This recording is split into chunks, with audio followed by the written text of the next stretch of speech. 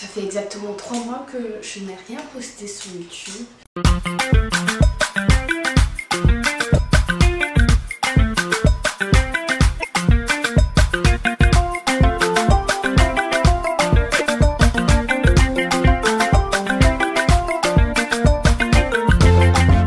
Bonjour les amis, j'espère que vous allez bien. Très bien même. Moi ça va franchement. Après mes 3 mois de congé, ça m'a fait du bien de ne pas être là pendant un moment. Ça m'a permis de me ressourcer, mais j'avoue que vous m'avez quand même manqué. Ça m'a manqué de filmer. Et me revoilà pour une longue période avec vous. C'est comme dans tout, hein, on a besoin des fois de prendre du temps pour soi, de faire autre chose et revenir motivé, rebooster. Je pense que je suis encore assez à l'aise, donc ça va, vous m'avez pas perdu. Je ne quitte pas YouTube. Pas du tout. Je pense que c'est juste le commencement.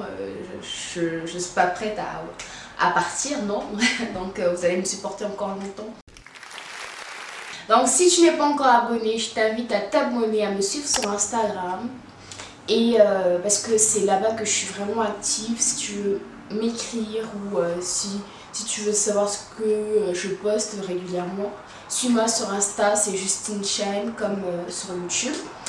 Et je sais pas si tu as remarqué, mais j'ai changé mon intro. Enfin, j'ai pas changé grand chose, mais en tout cas une partie. J'ai décidé de faire une intro où il y a la Guyane représentée sur mon visage. Je me suis dit que ça me représentait plus. Donc j'espère que ça va vous plaire et enfin que ça vous plaira, hein, jusqu'à ce que je décide encore de changer d'intro. Donc aujourd'hui c'est une vidéo Q&A.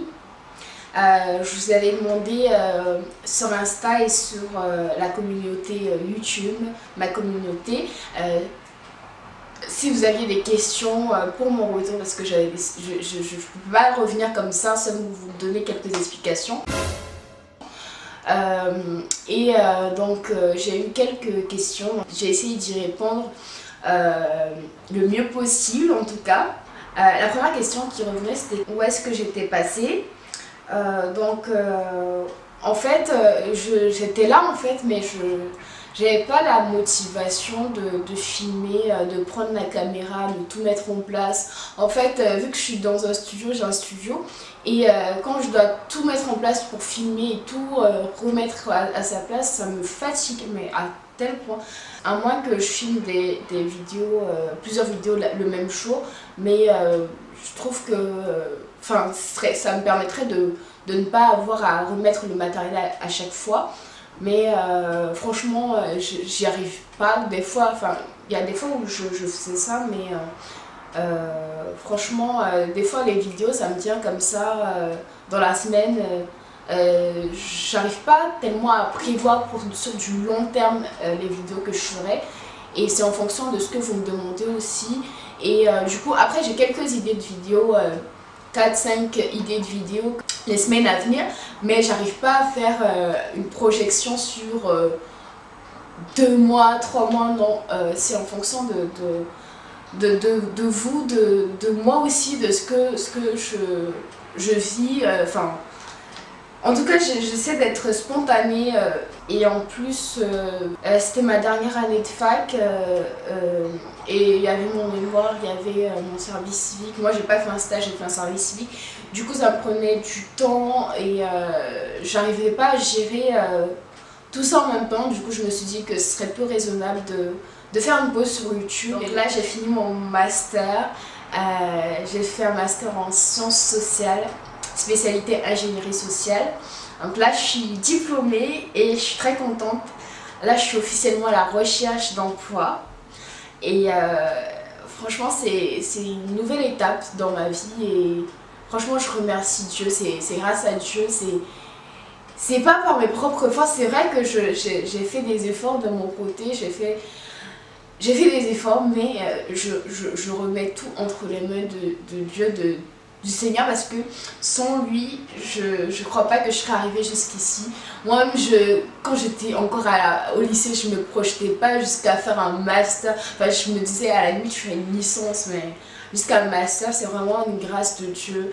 Et je serai à jamais reconnaissante parce que moi-même, je pensais pas que j'aurais pu faire autant.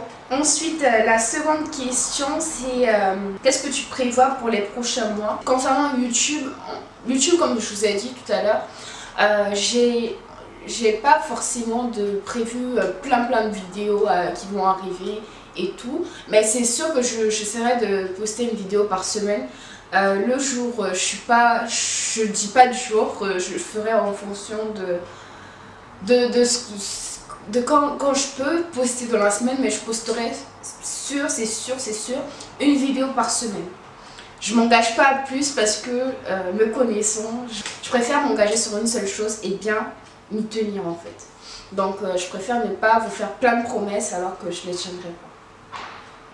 Et donc pour YouTube, je pense que je vais peut-être aborder d'autres sujets que j'ai pas l'habitude de traiter sur ma chaîne.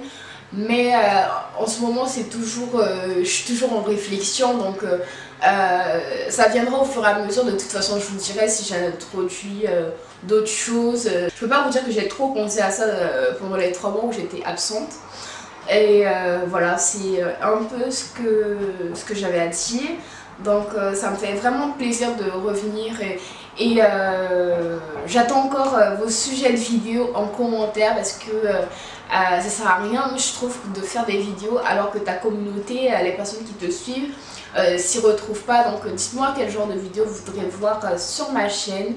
Et moi-même, je proposerai des sujets qui me tiennent à cœur, bien évidemment. Et puis j'ai une abonnée qui me demande t'as quel âge? J'ai 23 ans. Et je suis née en décembre, le 21 décembre 1995. Donc voilà. Et la même personne me demande est-ce que je suis mariée et si j'ai des enfants. Je ne suis pas encore mariée, mais ça viendra très bientôt. Bon, bientôt, si Dieu le permet. Quand ce sera le moment, vous saurez. De toute façon, je ne pourrai pas le cacher. Et je n'ai pas d'enfant. Mais j'en voudrais bien quand je serai mariée. Ensuite, une autre abonnée me demande c'est quand une vidéo avec ton chéri? Pour le moment, on n'a pas trop envie de s'exposer sur les réseaux. On attend de concrétiser notre union, d'être d'abord mariés officiellement devant Dieu et devant les hommes, à la mairie, on fait tout avant d'envisager de faire peut-être ensemble des vidéos sur YouTube. On a déjà parlé de ça, mon chéri il n'est pas réticent, donc je pense que ça sera et on verra bien. J'ai quelqu'un qui me demande quand tu revenir en Guyane.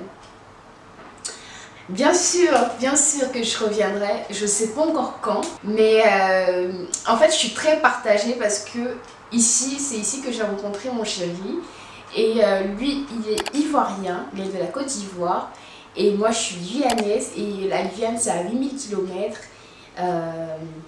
donc 8 heures d'avion et la Côte d'Ivoire c'est 6 heures d'avion si je me trompe pas. Il faudra faire des compromis donc on verra bien ce que l'avenir nous réserve. Avec mon chéri, on a la conviction qu'il faut qu'on se marie parce qu'on est chrétien et on ne peut pas être en couple sans envisager un jour de se marier en fait. Et on est plus que sûr qu'il faut franchir ce pas-là. Et puis pour se projeter aussi, pour nos projets ensemble. Donc je pense que c'est déjà la volonté de Dieu qu'on se marie et tout. Et on a cette certitude et on croit que Dieu est pour cette union et voilà, on est convaincu en fait de notre choix, de notre décision de nous unir et que Dieu soit vraiment celui qui bâtit notre relation jusqu'au bout en fait. Donc voilà.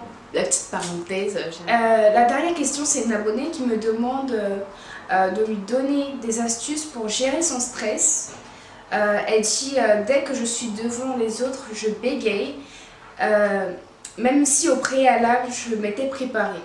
Moi j'avoue que j'ai pas beaucoup d'astuces, mais ce qui me vient en tête, c'est que moi-même je suis une grande stressée de la vie, une grande stressée. Depuis que je suis petite, en fait quand j'étais encore en primaire, j'étais timide. Après au collège, j'étais un peu introvertie jusqu'au lycée. Mais bon, là je pense pas que je sois timide, je suis un peu réservée maintenant. En fait ça évolue en fonction des... Depuis mon enfance, ça a évolué. Je pense que on est appelé à évoluer, on n'est pas appelé à rester au même stade. Donc quand tu grandis aussi, je pense que en fait t'as plus la même vision des choses. Donc moi au collège, je me rappelle plus trop, j'ai pas beaucoup de souvenirs, mais je pense que j'étais un peu très timide. Après au lycée, j'étais plutôt réservée. Enfin oui, j'étais encore ouais, j'étais plutôt timide, réservée. Bon, entre les deux. En tout cas, je n'osais pas prendre la parole en public, je n'osais pas lever le doigt même en classe. Enfin, c'était uniquement avec les profs où je me sentais en confiance, où j'étais à l'aise en fait, que je prenais la parole. Mais au lycée, c'était problématique parce que j'étais une grande stressée, je paniquais, je tremblais quand je devais passer un oral, j'avais la feuille comme ça. J'étais obligée de poser la feuille sur une table. Mais arrivé à la fac, ben, c'est souvent des oraux, des présentations en groupe, donc il faut prendre son courage à deux mains, même à la fac.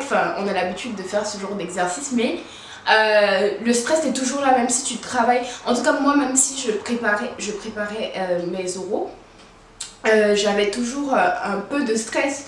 Et il y a des années où ça allait, où j'arrivais quand même à gérer.